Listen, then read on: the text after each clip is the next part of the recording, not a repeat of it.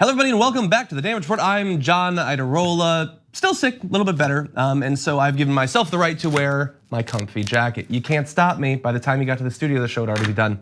So I guess you're stuck with me. But anyway, through the course of this hour, we are going to have a little bit of fun, although the topics are fairly serious. We're gonna start off with an analysis of the War Powers Clause of the Constitution. What was it intended to accomplish? What does it mean in the modern era? And what are the efforts going on right now to make it mean actually something that has to do with American foreign policy? So we're gonna talk about that. We've also got a documentarian who's gonna join us in just a little bit. Hedrick Smith went around the country to look at the efforts of populist movements to sort of reinvigorate American democracy, fight back against gerrymandering and things like that. We've got a congressional candidate gonna be joining us a little bit later on. And then we don't normally do too much coverage of endorsements in this Democratic primary process, but over the past 24 hours, there were a number of big ones that came down. And so we do want to give credit to the candidates for the endorsements that they've gotten over the past day. Before all of that, let's start with some domestic news coming out of the back and forth in DC yesterday. Yesterday, the Pentagon held a briefing for lawmakers about the intelligence that they supposedly had that justified the killing of Qasem Soleimani last Thursday night. Now, we're not gonna go over all the details of it. I'm sure you're familiar to some extent with some of the criticisms from Republican senators Rand Paul and Mike Lee, with Rand Paul saying that the briefing itself was an insult to the Constitution, and Mike Lee saying it's the worst briefing he's ever been in. Which is interesting because Donald Trump responded to a question about Mike Lee's comment by saying, I had calls from numerous senators and numerous congressmen and women saying it was the greatest presentation they ever had. That didn't happen. Nope. Nobody said, I just wanted to let you know, I've seen a lot of PowerPoints. That one, the best. Nobody said that. But anyway, apparently, like judging by the reaction of people come out of the room, nobody really changed their mind. The people who felt like there was no actual intelligence showing that he was an imminent threat came out believing that none was presented. Those who believed that it was awesome to kill him, they didn't go in needing any evidence, and so they left with everything that they needed. But one scary thing that apparently happened in that meeting that I hadn't previously seen discussed yesterday came out in an interview with Mike Lee from NPR's Rachel Martin. She asked him, what kind of hypotheticals were you putting to them in hopes of understanding when the administration sees a need for congressional authority? Mike Lee responded, as I recall, one of my colleagues asked a hypothetical involving the supreme leader of Iran. If at that point, the United States government decided that it wanted to undertake a strike against him personally, recognizing that he would be a threat to the United States, would that require authorization for the use of military force? The fact that there was nothing but a refusal to answer that question was perhaps the most deeply upsetting thing to me in that meeting. And so understand what he's saying there. They did these hypotheticals, like at what point will the White House acknowledge that it is supposed to be Congress that is authorizing war? And so taking an action that is tantamount to declaring war on a nation should require congressional involvement, or at the very least, like knowledge, the fact that they knew that it would happen. They didn't get that with Soleimani, but now even taking out the #1 man in the Iranian government, the most powerful individual in the Iranian government, they would not confirm that they would actually let Congress know about it. And so effectively, all of that stuff in the Constitution about the legislative branch being the one that is responsible for declaring war, raising armies, all of that stuff, the White House is declaring not just to the Democrats, but to the Republicans as well. Remember, Mike Lee is a Republican, a hard right Republican. They're saying, no, we're done with that. We're not doing that anymore. And Mike Lee is getting a little bit of a taste of what Justin Amash got last year. Any Republican who dares to question Donald Trump, even just to point out, hey, the Constitution is pretty unambiguous on this, is going to be attacked in the most vicious fashion ever. So Justin Amash was literally run out of the party. Take a look at what Lou Dobbs had to say about Mike Lee last night. Senator Mike Lee having something of a snit fit today. He came out in support of Tim Kaine, that's right, the former Democratic candidate for vice president, to limit President Trump's military authority. Senator Lee's Benedict Arnold impression and his announcement follows a classified military briefing on Iran that Lee called the worst he's ever seen. So Mike Lee, because he said, hey, by the way, Constitution's clear, you're supposed to let us know about this stuff. He's Benedict Arnold. He's a traitor to the country for just like Mike Lee. He's not voting to remove Trump from office or anything. He's not bolting to the Democratic Party. He's just saying, hey, like, we have a separation of powers. We just do. And by the way, Republicans, we still control the Senate. Like, you can talk to us. We still have your back. We're not going to say no. Just let us know what's going on. For that, he is a traitor to the country. But if you've been watching this like fervor for more conflict with Iran over the past week, you know that anyone that speaks up against what's being done is going to be tarred as some sort of traitor. Another person who was involved in the briefing was Representative Pramila Jayapal. She said President Trump recklessly assassinated Qasem Soleimani. He had no evidence of an imminent threat or attack. So she said nothing was actually presented, no raw intelligence, no clear indication that they had any reason to believe that Soleimani was about to do something in regards to US forces or civilians. And for what she said, Representative John Rutherford said, I was in the same briefing as you, Representative Jayapal, and this is absolutely false. You and your squad of Ayatollah sympathizers are spreading propaganda that divides our nation and strengthens our enemies. So she said, look, I went there was no evidence. So she's an Ayatollah sympathizer. That is like one hair away from saying that she's a terrorist lover. And others in the Democratic Party have already been smeared in that way over the past week or so. And so you got, this is how little room there is for any dissension when it comes to these rumblings of wanting war with Iran. Like all the way like to the left on Pramila Jayapal, Ayatollah sympathizer, if you have a problem with this. Mike Lee, one of the most conservative Republicans, Benedict Arnold. That's what we're seeing right now. And so again, all they're saying is you have to consult with us. Like think about it honestly, in practice, how many of these both Republicans and Democrats would go along with some sort of like extended conflict with Iran? We saw it in the run up to war with Iraq. They got cowed by the media and by the president attacking them. Many would in this case. But just for wanting to be involved in it, like brought into the loop a little bit, they're being attacked in ridiculous terms.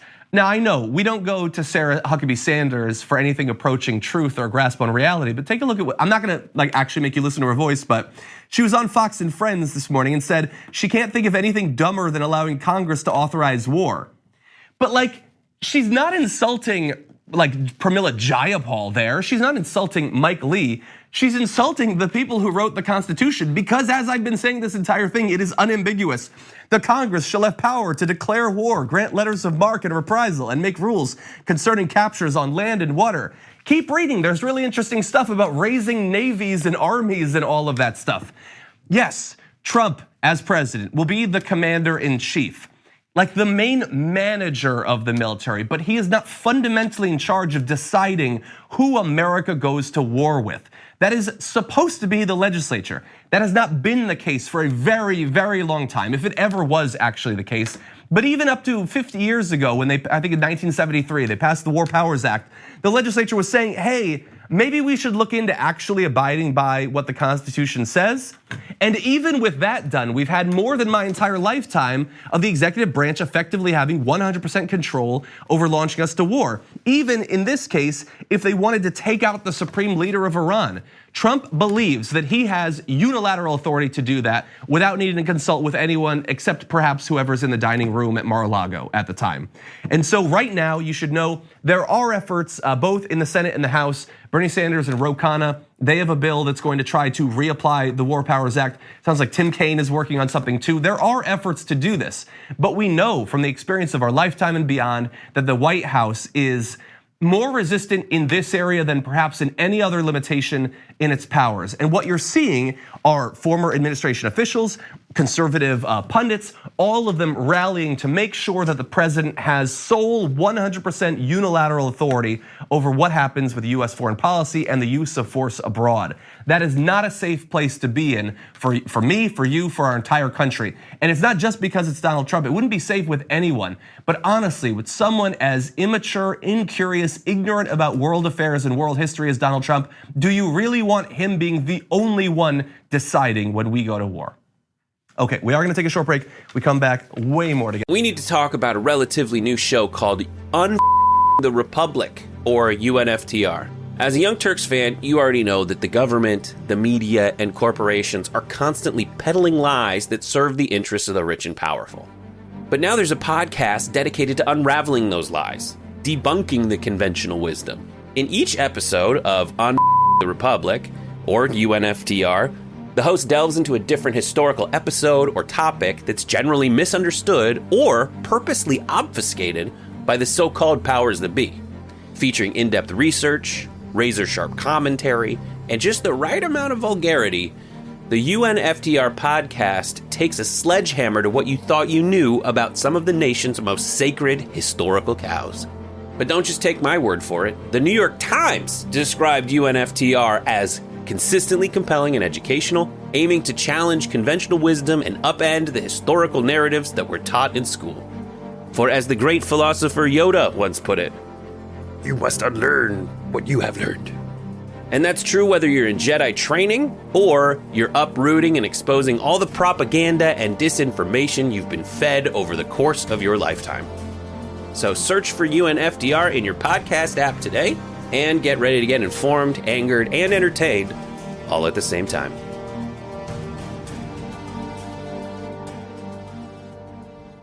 That's him.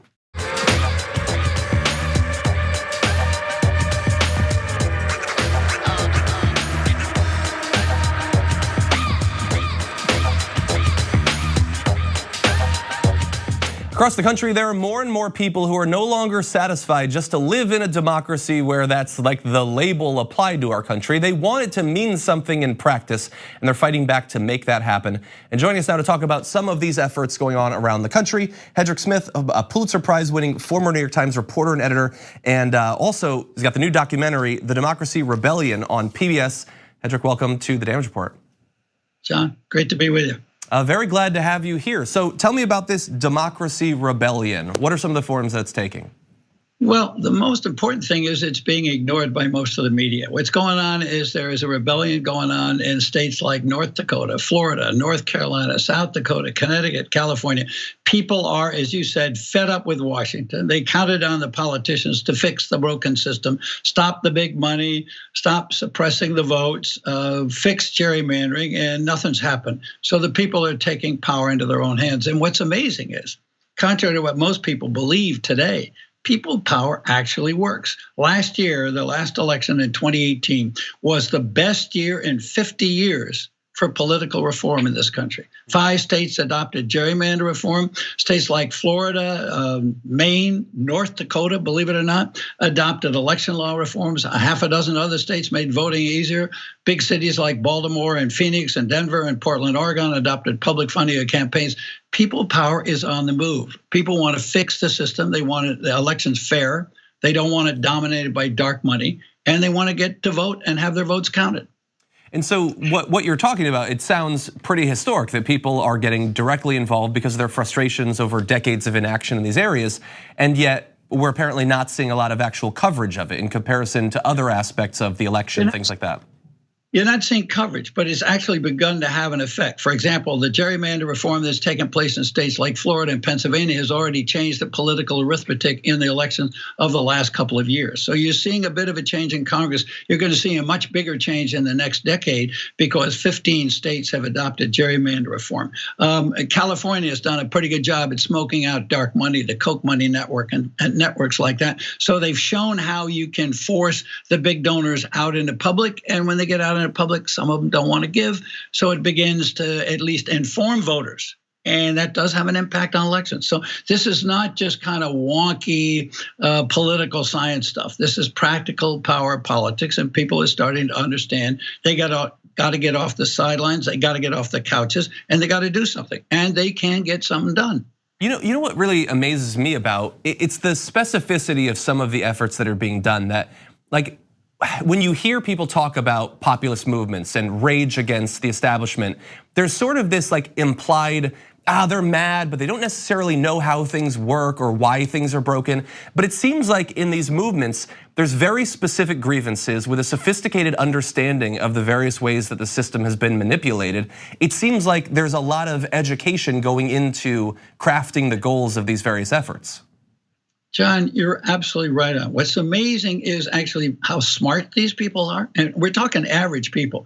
When you look at this film, The Democracy Rebellion, you're going to see yourself, your cousin, your uncle, somebody you're related to. These are ordinary people. You don't know their names. They're not famous. They're not political stars. They're not like any of the people you just had on the air that everybody knows their faces. These are ordinary people. But number one, they're angry.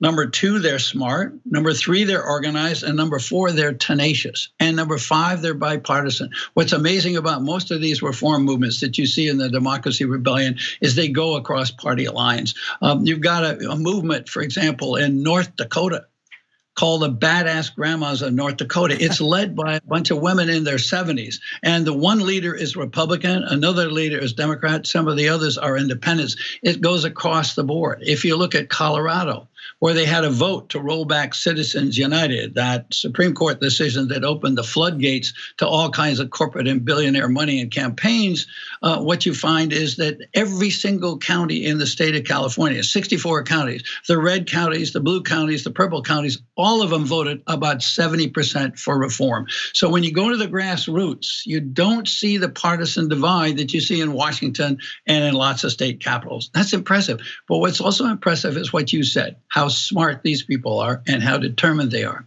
In Seattle, I met a woman named Linda Bach. She looks like a walking beer barrel with a green t-shirt on. Cute, funny, folksy, friendly woman. She personally collected 21,000 signatures to put on the ballot a referendum to vote against Citizens United, corporate money, billionaire money, and campaigns. You know, you see that all over the place. In Michigan, it was Katie Fay, a 28-year-old graduate student who posted something on Facebook that triggered a movement in Michigan that led to 425,000 signatures, any vote in Michigan to roll back gerrymandering. I mean, there's ferment out there. There's Tinder out there. There's anger, frustration, and disenchantment. But there's also a realization that the politicians, the powers that be, are not going to fix things. And if it's going to get fixed, our democracy has got to be fixed by us, by we the people. We've got to do it. You know, I think that to some extent you've gotten into this area, but I'm curious, how much of this do you think, like I know that one of the ways that these sort of like popular rebellions is often pitched is that it's against the current administration. From what you've seen in these different efforts, let's say Donald Trump loses in 2020. It's got nothing to do with Trump. This has got you don't nothing think that will change it at all? Well, it may change some of the political arithmetic, but the motivation is pre-Trump. What really kicked this off was a Supreme Court decision 10 years ago, literally 10 years ago this month, on January 21st, 2010, the Supreme Court threw over a century-old ban on corporate contributions and campaigns, and it angered people. You started to see legislatures in Hawaii and Massachusetts and Connecticut, all over the place, start to send instructions to Congress to start the process of amending the Constitution to overthrow the Citizens United decision. That's what started. The second thing that kicked it off was the Republicans nationwide in 2010 ran an extremely clever campaign to capture the control of state legislatures. Why? Because in 2010, there's a census. In 2011, there's redistricting maps drawn for all the seats in Congress and all the state legislatures. And the Republicans wound up in control of more than 30 state governments and the Democrats in control of only 10. Guess who tilted the map for the 2012 election? And you actually saw it happen in the 2012 election. Republicans actually lost the House race nationwide. They got 1.5 million fewer votes than the Democrats did all across the nation for the House of Representatives. But they wound up with a 32-seat majority, not the Democrats, but the Republicans. And that was largely, not totally, but largely because of gerrymandering. What happened was the Democrats got caught by surprise, but some ordinary people said, whoa, this is going against our interests. Gerrymandering is political monopoly. You set up a district so you can win it automatically, and the other side in the independent votes, they don't count. People finally got the message. People took 5-6 years, but they began to understand it. And now you're seeing a wave of rebellion. It didn't have anything to do with Trump. Trump's winning or losing, I don't think it's going to have a huge impact because people understand that in their state, even if the guys aren't labeled Trump, people who are in power like to stack the deck to keep themselves in power. And the average voter doesn't like that. So I guess going forward, like one of the reasons I like talking about stuff like your documentary is I want my viewers to know about this material, but also I want to learn and I want to get better. So you talk about the media sort of either missing these stories or purposefully avoiding these stories hypothetically. What advice would you have for someone like me or other people in media who want to cover this in a way that is going to be productive, that helps people engage in these sorts of issues, these sorts of movements going forward? Get your butt out of Washington. Get your butt out of New York. I was a foreign correspondent for the New York Times. I worked in Saigon. I worked in Cairo. I worked in Moscow. I worked in Paris. I worked in probably 30 or 40 countries. I learned very early on as a foreign correspondent, you cannot cover a country well if you sit in the Capitol. You got to get out in the country. You got to cover it. And look at the Washington today. Look at the Washington press corps today. It is Trump obsessed. Now, I'm not saying Trump isn't important. Let's say Trump and the Washington story is 75% of the American political story. I'm sorry, there's another 25% that's being ignored. You got to get out there. And you have to have managing editors, executive producers, people saying, we're not getting the story. This guy Smith, other people are telling us a story we don't know anything about. Get out there and find out about it. If you assign really good reporters to cover the democracy rebellion, however you want to call it, around this country, they will come back to you with stories and you will start to run them. What you got to do is to break out of the repertorial habits you're in. Let me tell you, covering a Trump tweet is easy. It's just like on a local coverage. If you've got a police radio, you listen to the fire engines and you go send your cameraman after the fire truck and you cover the fire and you got great pictures on TV and you say, wow, we really did a great job. No, the answer is you didn't do a great job. You covered something that was obvious. Maybe if it's a really big fire and there are really problems with the city fire code or the fire department isn't working right, then maybe you're into a good story. But the chances are you've just thrown up something on your television screen, or you've just covered a tweet that is going to be overthrown by a tweet tomorrow or in 3 hours or simply forgotten. Come on. I mean, there's a lot of coverage that's going on inside of Washington, inside the Beltway. And there's an awful lot of talk show stuff going on. Pal, you've probably got it on your program. We've got it on lots of programs. I've stopped watching cable news because the talk shows are so repetitive. You got the same bunch of people sitting around a table in a panel talking about the same news, knowing no more, having done no more reporting, haven't learned anything more. I mean, reporting is about getting out and talking to people and getting out of the box you've been sitting in and actually learning something. Listen, years ago, I wrote a book about Russia called The Russians. It was a worldwide bestseller because people hadn't actually taken a look at the Russians. I spent a lot of time with them. I wrote a book 6 years ago called Who Stole the American Dream, about how we got into the inequality and the dysfunctional political system we have now. And lots of other people have gotten on that bandwagon now. But we sat there for 30 years as a national media, not covering the growing inequality of American economy and the American society. We watched factories close. We watched jobs go across the world to China, to India, the Philippines, to Korea, wherever. And we reported it as one story at a time. We reported one factory. We reported 500 people losing their jobs. We didn't get to it until there was Occupy Wall Street. It took a social movement to wake up the media to the most obvious and the biggest story in American society over 3 decades. What I'm saying is we got to get out of our groove. We got to get out of our track and go look for something other that's going on. Ask people what's going on in their backyards. It's there. It can be found. And it's a great story. It's fascinating. It's probably the most interesting, compelling story about American politics in a long time. And it fits American history. If you go back and look at the progressive era, when women got the right to vote, when we got direct election of senators, when Teddy Roosevelt was busting corporations, and in 1907, when Congress actually passed a law to ban corporate donations to campaigns, 1907. That was going on. Then we got another wave in the 1960s. We had the civil rights movement. We had the women's movement. We had the environmental movement. We had the anti-war movement. We had all kinds of ferment going on. This happens periodically at the grassroots in American history. And I think we're into one of those periods now. And it's up to us in the media to be smart enough to go find the stories and get out of the pull that's so dynamic and so attractive and so seductive and maybe not only infectious, but it's habit forming of just sitting in Washington and covering what I call the war of words. Most of what's going on in Washington is words. People are arguing about words. Everyone's lying down. When you go kill an Iranian general, that's not words, that's action.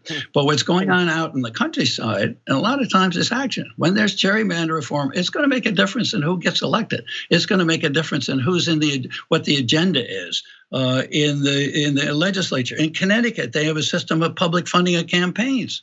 People who could never think about running for office, middle class whites and blacks, professional people who couldn't afford to raise the money to run for a campaign are suddenly in office. And today in the Connecticut legislature, you have an African-American woman who grew up in poverty, was on food stamps at one point, runs a nonprofit for African-American women with breast cancer, and she is in her 4th term and chairman of the Legislative Committee on Health and Social Policy. Can you imagine the impact on policy, on the decisions, on the action of the legislature of that? And it's happened all over the place. There are 3 times as many minority representatives. There are twice as many women as there used to be before this system changed. So this is real change. It's not just talk, and people are doing it. And the great thing is, one guy from Florida said to me, he said, we have gerrymander reform in Florida. If we can do it in Florida, you can do it in your state.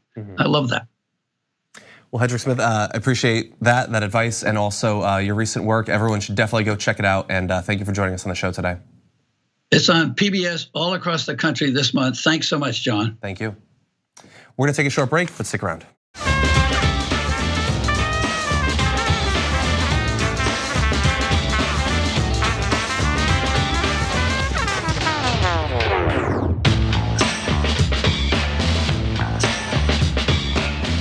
As soon as last Thursday's strike happened, many of us who lived through the run up to the war in Iraq, our greatest fear was that it would be the same, that there would be this rallying around the flag, around the president in support of whatever war he wanted to launch us into. But thankfully, one of the things that was different was there was a lot more outspoken anti-war sentiment in the media, but especially in politics. We had the right sorts of senators and representatives speaking out against this run up to war. A great example of that is Ilhan Omar. And she's being attacked for the things that she said when she's simply expressing compassion and understanding and a goal of peace. But I want to give you a little bit of what she recently said and then some of the backlash. We caution against war because our allegiance to this country and our oath to protect it. Sending teenagers to die or return with lifelong wounds, seen and unseen, is not what it is to carry out our oath. Risking a regional or even global war is not what it means to carry out our oath to protect the American people. I always say war does not have a reset button. Oftentimes, people deal with oppressive, regressive, dangerous leaders. War is never the answer to saving more lives. War destroys lives. It takes away futures and it destroys generations. So all that Ilhan Omar is saying there is that if you actually want peace, the way to get to that is through pushing for peace, not for war in some tricky formulation. All the right-wing pundits are like, no, the best way to get to peace is to kill people in this particular way or to wage brief war in this particular way. That's how you get to peace.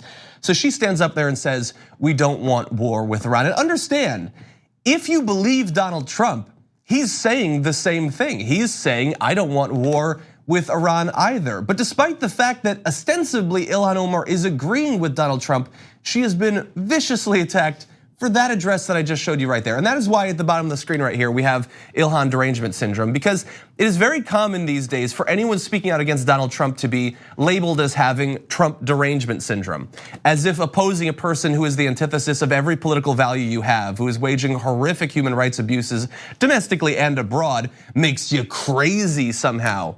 But Ilhan Omar, she is actually the impetus for some derangement out there on the right, because she will say something that Trump himself is saying and they'll go crazy. I want you to go to her Twitter account. literally, you can click on anything that she's tweeted, but you could find a bit of her video that we just showed you there. And the tweets that she faces are out of their mind. People lose it when she says the most benign things, just a compassionate remark about food stamps or about housing. People lose it on her. And we know why. We're not gonna go into everything, but obviously you know some of the reason for that. But one area in particular, I just wanna point out, we haven't talked about garbage people in a while. There's a garbage person in this. So in her address right there, at one point Ilhan Omar said that she was feeling a little bit faint, that she feels a little bit of PTSD when she thinks about the prospect of war because of the experience that she had growing up as she did. She was attacked for that, with Laura Ingraham saying, call the medic. Ilhan Omar says she feels ill a little bit with all this talk of conflict with Iran. Well, I'm sure her dismissive talk of Al-Qaeda and 9/11 made a lot of Americans feel way more ill and angry. Laura Ingraham wants war with Iran now. She was an outspoken advocate for war with Iraq. You know, she's not admitting that. She's pretending as if she was right back then. She's even attacking people like Joe Biden, who also supported war with Iraq, as if they were wrong and crazy back then, but not her.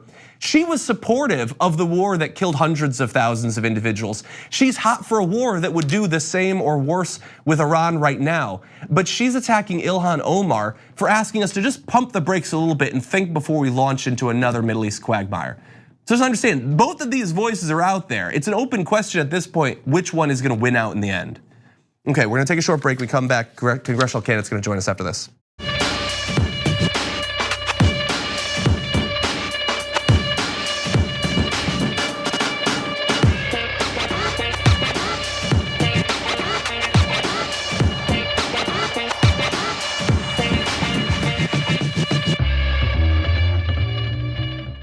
We're joined now by a congressional candidate running in the Democratic primary for Ohio's 10th district, Eric Moyer. Welcome to the Damage Report.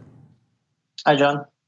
Glad to have you here. I'm excited to learn more about your race, about the district. And so for those of us, those who are watching this video who might not be familiar with you, what is your background? How did you make the decision to run in Ohio's 10th district?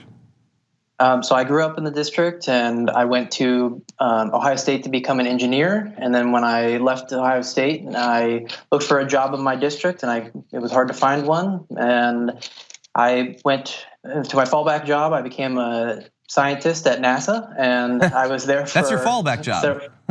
Well, it was the only one I could find, but it was a good one. Yeah, it was a good one. Mm-hmm. So I was there for several years and I was working in the space biology department and yeah, and I eventually made my way back to the district and didn't like what I was seeing in the national politics. And I thought I'd throw myself out there. And, you know, we've seen normal people all over the country, from bartenders to teachers to nurses, winning. And I thought, well, we need more scientists in office, so why not give it a try? So let's start there, because you know, when we think generally about people who end up as representatives or senators, a lot of them are lawyers, some doctors, some businessmen, but there do not seem to be a lot of scientists. What do you think that having a background in science would help? What would you bring to the role based on your experience? Well, the biggest thing is that I'm familiar with understanding facts and data, and when they release government reports and, you know, like the climate report, I understand the science that went behind it, and I can be an advocate for the people who created the reports and to effectively communicate the stuff that's in there. So we just need people who understand technical details, and we can go forward with that. Okay, so let's talk about that first area then. It's certainly something, climate change is something that's very much in the news these days. The fires are still burning in Australia. So in that area, if you make it into Congress, what would you like to be involved in? How would you respond to this crisis? Well, there's a youth movement now that's pushing forward the Green New Deal, and I'm definitely on that train. I think that it's important to innovate in the future of green energy and ways that we can improve the future of our planet for generations to come, but also to clean up some of the messes in the past. So, for example, the EPA Superfund sites, which is what the EPA has designated as hazardous waste sites, there's 8 of them in our district alone, and there's 38 in the state of Ohio, and these have been there for decades and have not been cleaned up. So one of my things that I'm running on is cleaning up the messes we've already made and putting that behind us. You know, and that is not something that I often hear congressional candidates talking about, but for the people living in those areas, I'm sure that that's long overdue that they've been wanting some sort of advocacy in that area. Now, tell us a little bit about the district itself. It's passed politically. What is it like? So it's a district that's the biggest city is Dayton, Ohio, but there's a lot of suburbs outside of that, and there's some rural areas as well. And President Obama won here, and Senator Sherrod Brown won here, and it's a very competitive district. But for whatever reason, the incumbent Congressman Mike Turner has been in office for 17 years now and hasn't really been close in his races. That is really interesting because it had at the state and at the national level has gone for the Democrats multiple times. Trump apparently did win in 2016 in the district, but by a very small margin, just 0.73%. So what is it about Mike Turner? Why has he been able to sort of dodge this trend in the district? And how would you describe what he's done for the district over the past 17 years? Well, if you recall, the Dayton shooting happened, and he came out and he said, "Well, I'm for some gun reform," and then he did absolutely nothing on it. He voted against the House bill, and that was for the background checks, House Bill 8. And so he has made a career of. Okay, it sounds like we might be having some connection difficulties. Let's give it just a few seconds to see if we might be able to reconnect with Eric. We want to learn a little bit more about his platform. No, sounds like unfortunately not. Okay, well that is unfortunate, but thankfully we were able to learn a little bit about Eric Moyer's background, some of his platform, and also the opposition that he faces. With a very close district, split very close between Democrats and Republicans. This is one of those districts that I imagine the Democratic Party is going to be very closely focused on. It's an area where clearly Democrats have been able to win at the state and national level. And so take a look at Eric's website. You can learn a little bit more about him. We've got some information visible there. And we're gonna try to get in touch with Eric again and maybe finish our conversation at a later date. With that said though, we are gonna take a break and come back a little bit more to close out the show.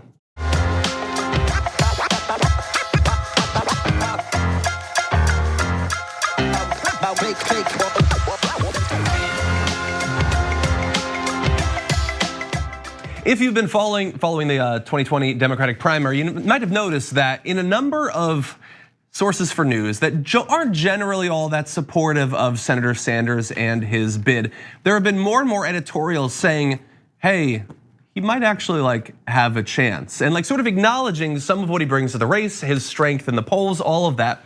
One thing that I think might be influencing those recent takes that are like, hey, maybe Joe Biden doesn't have this thing, is that he has been sort of racking up these important endorsements, and the last 24 hours have been a great example of that. So I want to run through just a couple of the big endorsements that he's gotten that I think could matter going forward. The first from a group that you've heard about quite a bit on this show, and that's the Sunrise Movement. Hi, my name is Varshini Prakash. I am one of the co-founders of and currently serving as the executive director for Sunrise Movement. We're endorsing Bernie Sanders for president because he has proven again and again and again that he understands this issue. He understands its scope. He understands the severity. He understands that it is a social justice issue, that it's about racial and economic justice, that it's about the fight of our lives. And he understands that this isn't just about a conversation happening in Washington. This is about changing the lives of millions of working people across this country for the better. So they tweeted about this and said that this had been a vote of their membership. And if you care about climate change, and if you're interested in US activism around the climate crisis, there's really nothing bigger right now than the Sunrise Movement, which has been tapped into legislative efforts to do something about it. Their endorsement, I think, pulls an incredible amount of weight in this area, in an issue that for a lot of voters is the most important issue. And I understand that they're not saying that they hate all the other candidates. They recently released grades for Senator Sanders, Senator Warren, and Joe Biden as well. And they generally liked the first two, Joe Biden not quite as much. And I saw that Varshini Prakash, who you saw in that video, she had tweets that were very complimentary towards Elizabeth Warren earlier today, even after this endorsement has gone out. And so understand that he's not the only one that they think would be good on this issue, but they have put themselves behind him, and they did it very early, before any of the primaries, before any of the caucuses. That is a big show of support for Senator Sanders on an important issue. But it's not the only one. Let's also talk about the Dream Defenders, which did their endorsement of Bernie Sanders yesterday. They were initially formed to fight for justice for Trayvon Martin, but has since blossomed into a broader movement for freedom and liberation in Florida. Here's a bit of a video that they put out in support of Bernie Sanders yesterday. In 2020, we are not electing a candidate. We are choosing a movement. We endorse affordable housing, livable wages, free education, a comprehensive universal healthcare system. We endorse justice that heals, not a system that locks our people up and throws away the key. We endorse clean drinking water and breathable air. We endorse a country without walls where children are free from cages. We endorse a free, flourishing democracy and the right to vote. We endorse us and the movement to elect Bernie Sanders for President of the United States of America. And so what you see in both of those endorsements, that these are not exclusively youth organizations, but they do tend to be a little bit more shifted towards younger activists, like predominantly in Florida in one aspect, across the country in the other, but across a lot of issues as well. I mean, how many different issues did you just see in the video from the Dream Defenders there? And obviously the climate change and environment focused endorsement coming from the Sunrise Movement, which are incredibly important. And they show that where the most passion is in American politics, the strongest, most outspoken advocacy, those are generally the groups that are going not towards Buttigieg, not towards Joe Biden. They tend to be lining up behind Bernie Sanders. And considering that the national polls have effectively been pretty stagnant over the past couple of months, there's been some movement in the state polls. Maybe we'll look at those on tomorrow's show. But seeing these groups lining up before Bernie Sanders, not after he's already won a bunch of early states, but going out and doing it when it's risky, before the first votes, that is a big risky show of confidence, and I really do appreciate that. As a reminder of how important some of these things are to these groups, like the environmental support for Bernie Sanders that you just saw coming from the Sunrise Movement, I just saw today. We don't have time to go super in depth, but the EPA is changing one of their big regulations having to do with how permit bids for major infrastructure projects going forward, how that's gonna be changed. They're going to be taking out the consideration for effects on climate. So at the same time that you have all of this activism around the climate crisis, you have these major disasters going on around the world, the EPA is going to ease up on their concern for how major pipelines being built, those sorts of things are gonna impact the climate going forward. The only way that we're gonna stop that, because this doesn't have to go through the legislature, Trump and the EPA can just do it themselves for the most part, these sorts of things. The only way you're gonna stop that is with a change at the top. And for that, you need a president who cares about these issues, and they clearly think that Bernie Sanders is the person. But also, again, if you want a youth activist, now we have an individual endorsement. I saw Bernie Sanders tweeting out, actress and activist Emily Ratajkowski, she also had a video endorsing Bernie Sanders. Here's a section of that. Women in this country have so much to lose as far as healthcare. This is a potential moment in the Supreme Court where Roe v. Wade could be overturned. So whoever's going to be our next Supreme Court justice will be up to the next president in the next 4 years. So it's very important to have someone who advocates for women's rights in position of power. I understand why sometimes it doesn't feel appealing to vote. And I think that's really important to talk about because a lot of people are like, how could people not vote? What's wrong with them? And I think it's, comes down to the fact that there aren't often candidates that represent the change that you want to see. They don't represent what you want for yourself. So it feels so distant and sort of unimportant. That's not the case in this election. There's so much at stake here. And getting out to vote, your one vote makes a change. We will regret it forever if we don't take this opportunity to join this movement. So for that video and for the other two that I showed you, there's much more to it, and you should definitely go track those down. The organizations and individuals have spread them. Also, Bernie Sanders and his campaign have been tweeting them out as well. But they show the broad range of issues that people are now organizing around Bernie Sanders around. I'll say again, as I do whenever I talk about something like this, I myself have endorsed Bernie Sanders, so understand the bias that I bring to this sort of story. But I think you should know that these are some high profile endorsements that are all coming down in just the last 24 hours. I will say one more thing. This is not a formal endorsement, I just thought it was kind of funny. Larry David, who has been doing impressions of Bernie Sanders on SNL recently, he was on Stephen Colbert. And Stephen Colbert asked him, is there anything you would like me to ask Bernie tomorrow night?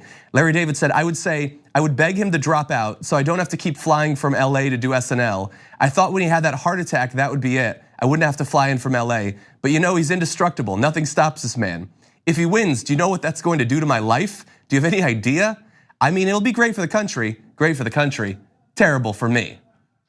Now, that is not an endorsement. It's not an endorsement, but it's pretty good. Pretty good. Okay, so anyway, that's all the time we have for today. Thank you for joining me and my sore throat. Tomorrow, Brett Ehrlich is gonna be joining us, so we should have a lot of fun to close out the week, a week that has been quite rough, I think we can all agree. I'll see you tomorrow morning.